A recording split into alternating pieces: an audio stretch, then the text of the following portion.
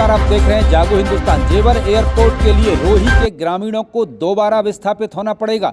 ये ग्रामीण पहली बार विस्थापित हुए थे पहले चरण के लिए। अब पहले चरण में ही इन ग्रामीणों को दोबारा विस्थापित होना पड़ेगा। आइए देखें क्या है ये पूरा मामला। पहुंचते हैं रोही बनवारीपुर गांव की सीमा पर, जहां एयरपोर्ट की बाउंड्री का काम चल रहा है। बाउंड्री का काम जहां चल रहा है रोही और बनवारीपुर गांव की जमीन के बीच पर, ये आप देख रहे हैं यहाँ बाउंड्री खुदाई का काम चल रहा है। और पीछे जेवर एयरपोर्ट के जो पहले सीमांकन हुआ था वो बाउंड्री यहाँ हो रखी है। आप में जेवर एयरपोर्ट की बाउंड्री की यहाँ सीमा पहले तय थी, लेकिन ये बाउंड्री जैसे जैसे किसानों के खेत थे उस हिसाब से प्रशासन ने ज़मीन का अधिग्रहण किया। लेकिन जो एयरपोर्ट निर्माता कंपनी है वह अपनी बाउंड्री सीधी कर रही है। इस बाउंड्री को सीधे करने में कई झोल फंस गए हैं और किसानों के मकान इस बाउंड्री के सीमा में आ गए हैं। आप देख सकते हैं मेरे सामने ये मकान बने हुए हैं। रोही और बनवारीपुर गांव के जो पहले चरण के विस्थापित किसान हैं उन किसानों के यहाँ मकान बने हुए हैं। और ये जेवर एयरपोर्ट की जो बाउंड्री है उसको सीधी जो की जा रही है उस बाउंड्री की सीमा में आ रहे हैं। क्या कहते हैं किसान, क्या कहते हैं अफसर, लगातार हम आपको पूरी पड़ताल दिखाएंगे। लेकिन फिलहाल जेवर एयरपोर्ट की जो बाउंड्री का काम बाधित हो रहा है वो किसानों के मकान आने के कारण हो रहा है। कौन कौन से वो मकान हैं, किस तरह से ये मकान बाउंड्री की सीमा में आ गए हैं, आइए देखें पूरी रिपोर्ट जागो हिंदुस्तान। ये जेवर एयरपोर्ट की बाउंड्री में रोही गांव के कुछ विस्थापित थे जिन्होंने अपने खेतों पर मकान बना लिए हैं। आप देख सकते हैं ये मकान बने हुए हैं, लोग यहाँ काफ़ी दिनों से रह रहे हैं और इस मकानों के बराबर ही यह बाउंड्री बनी हुई है। आप इस बाउंड्री को देख सकते हैं, इन मकानों से सटी हुई यह बाउंड्री बनी हुई है और बिल्कुल जेवर एयरपोर्ट के बॉर्डर पर इन ग्रामीणों ने मकान बना लिए हैं। इन्होंने कभी नहीं सोचा होगा कि जेवर एयरपोर्ट की बाउंड्री को सीधा करने के लिए इन ग्रामीणों को जो मकान इन्होंने बनाए हैं इनको उठाना पड़ सकता है। एयरपोर्ट के पहले चरण के लिए जो ज़मीन अधिग्रहित की गई थी उस ज़मीन की यह सीमा रेखा है और इस सीमा रेखा के बराबर इन गाँव वालों ने अपने घर बना लिए हैं।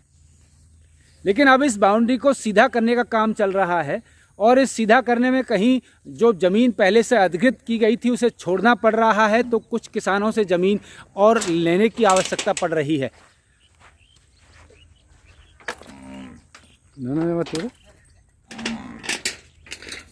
ये ग्रामीणों के घर यहाँ बने हुए हैं और ये बाउंड्री है एयरपोर्ट के पहले चरण की।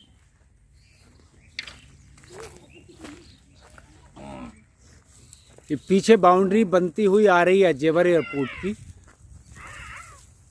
जो लाल मकान दीवार बनी हुई है इस दीवार के बराबर में यह बाउंड्री आ रही है और इस बाउंड्री को सीधा करने के लिए कुछ और ज़मीन की आवश्यकता होगी। ज़मीन की सीमा में ही ये मकान आ रहे हैं।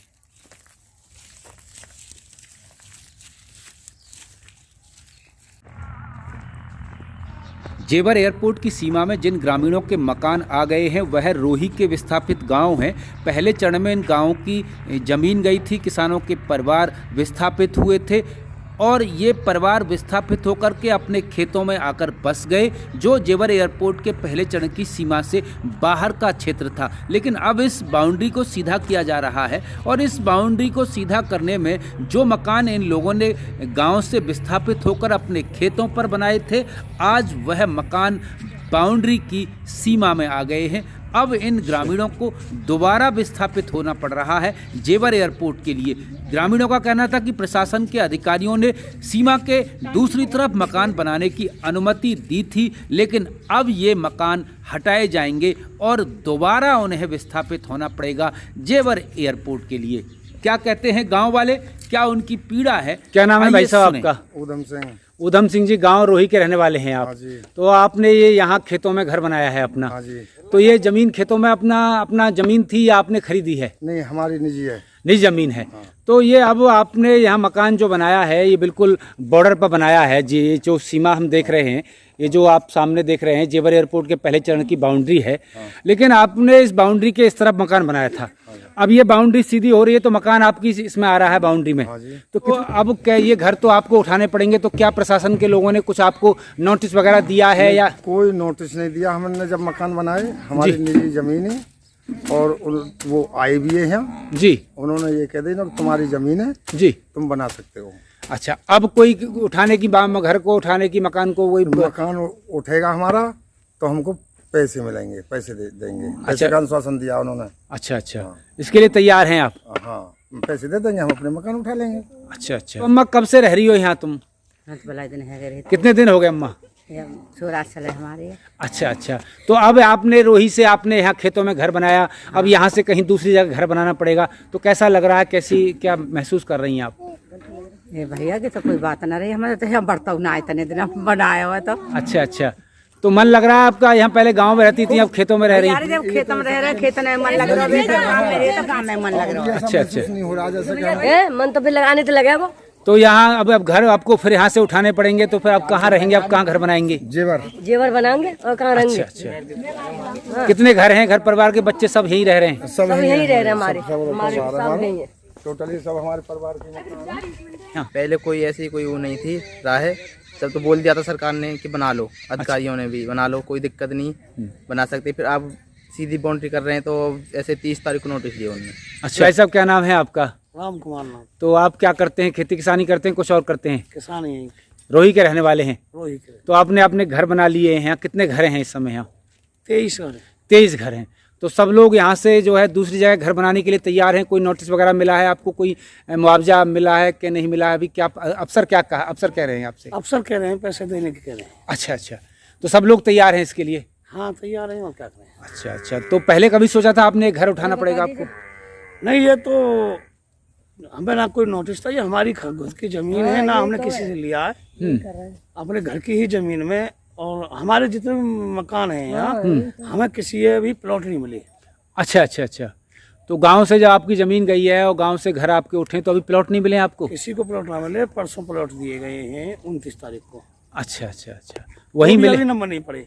तो वहीं मिले हैं, जेवर बांगर में ही मिले हैं वो प्लॉट? जेवर बांगर में मिले हैं। तो वो प्लॉट तो अलग मिले हैं, यहाँ जो आप घर बनाए हैं, घर आपको उठाने पड़ेंगे, तो यहाँ का तो अलग देंगे कि नहीं देंगे? नहीं दे रहे हैं। अच्छा, नाप हो गई है इनकी, पैसे बना के दे दिए हैं गवर्नमेंट ने। अच्छा, एस्टीमेट बन गया है? बन गया है। कब तक आप यहाँ से खाली कर देंगे इनको? यहाँ से पैसे मिलते ही अपना हम तुरंत कर देंगे। पैसा तो है नहीं, किसान लोग हैं। यहाँ से लेंगे तो आगे जाके बनाएंगे। बना लेंगे। मैंने पैसा। तो यहाँ बिजली नहीं है, कैसे, कितने दिन से आप रह रहे हो? आप क्या मुआवजे के लिए रह रहे थे यहाँ, कैसे क्यों रह रहे थे? 3 साल हो गई हमारी, पहले से ही है ट्यूबवेल ही। अच्छा अच्छा अच्छा अच्छा। 3 साल से रह रहे हैं आप लोग? 3 साल से रह रहे हैं। और प्लॉट ना मिलने की वजह से अपनी ही जगह में कुछ बढ़ा के बना दिए। तो ये बाउंड्री जब बन गई थी आपकी, तब से रह रहे हैं या उसके बाद रहना शुरू किया आपने? बाउंड्री बनने के बाद में सरकारी आदमियों से पूछ के जब आपने मकान बनाए थे? वो आपकी जमीन है, बनाओ रहो। जेवर एयरपोर्ट जैसे मेगा प्रोजेक्ट के लिए ये ग्रामीण दोबारा विस्थापित होने के लिए तैयार हैं, लेकिन सवाल ये पैदा होता है कि इन ग्रामीणों को दोबारा विस्थापित करने की जरूरत क्यों पड़ी? पहले ही प्रशासनिक अधिकारियों ने इन गांव वालों को यहाँ मकान बनाने की अनुमति खेतों में क्यों दी थी? इस पर विस्थापित अब इनको किया जाएगा तो पैसा ज़्यादा खर्च होगा और इन ग्रामीणों को भी असुविधाओं का सामना करना पड़ेगा। इस उदाहरण के अलावा अन्य ऐसे अनेक प्रकरण हैं जिनमें प्रशासनिक लापरवाही सामने आई है और ग्रामीणों को असुविधाओं का सामना करना पड़ा है। मैं जेवर एयरपोर्ट की सीमा से Satish Sharma Jafrabadi. New Noida, new greater Noida, Tappal Vajna, Raya, Mathura, urban centre सहित एनसीआर के डेवलपमेंट और खास मुद्दों पर आप रखते हैं ध्यान, तो लगातार देखते रहें जागो हिंदुस्तान में। सतीश शर्मा जाफराबादी, नमस्कार।